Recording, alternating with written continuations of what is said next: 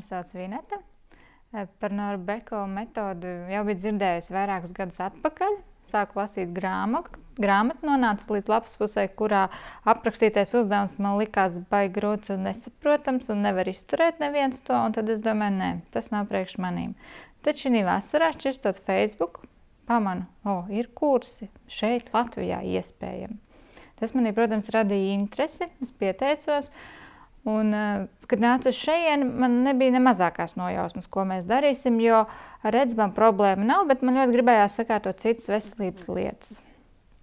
Šīs 10 dienās kopā esot grupā, esmu sastapusies ne tikai ar fiziskās veselības sakārtošanas uzdevumiem, bet arī ar emocionālās veselības sakārtošanu.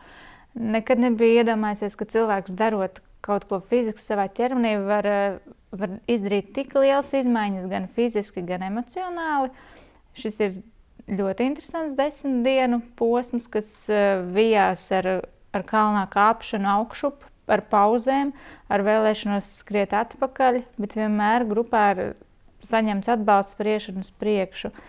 Es ļoti priecājos par tiem rezultātiem, kas man ir. Man viņus tik viegli nav noteikti kā tiem, kuri strādā ar redzi, bet izmaiņas es jūtu.